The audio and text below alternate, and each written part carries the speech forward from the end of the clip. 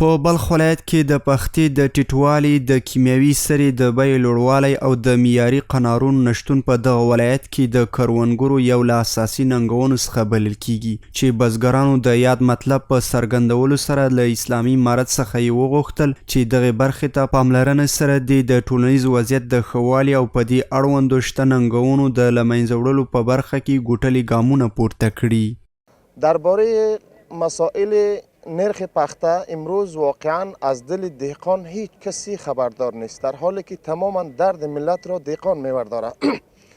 تماما حاصلات دهقان امروز به بازار به قیمت خاک سیاه است، اما وقتی که حاصل از دست دهقان گرفته میشه برای دهقان هیچ چیزی باقی نمیمونه. بس 11000 بود ولی به 11000 شده گیست، 2000 دیگه این مشکل پیدا شد.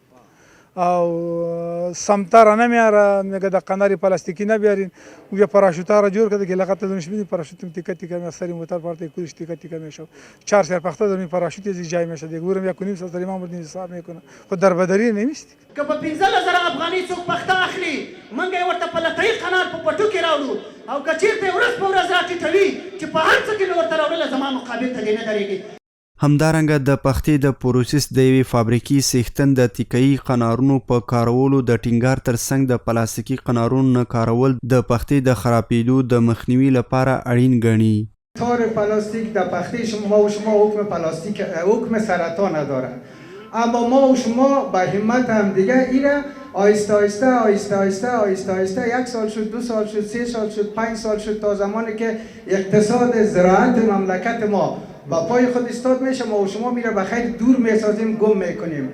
په ورته وخت کې د پختې پروسس اتحادیې نوي رئیس بزګرانو او پانګوال ته ډاډ ورکړ چې په هر ډول شرایطو کې د پختې محصولاتو پیرلو ته چمتو دی. از انحصار که طبعا جلوگیری کردیم در این مبارزه برآمدیم و انشالله که امروز جلوش توسط امی دوستایی که هستن امی همکارایی که هستن بزرگایی که بودن انشالله که گرفته شد و بعد از این همه کس اختیار داره، همه کس آزادانه در فابریکه خود خرید و فروش پخته را میتونه کده. در هر چیزی که برشان پخته بیایه از طرف امی دهاقین، از طرف امی زارعین محترم، البته زارعینی که اقتصاد افغانستان به او استاد است باید به خدمت از یا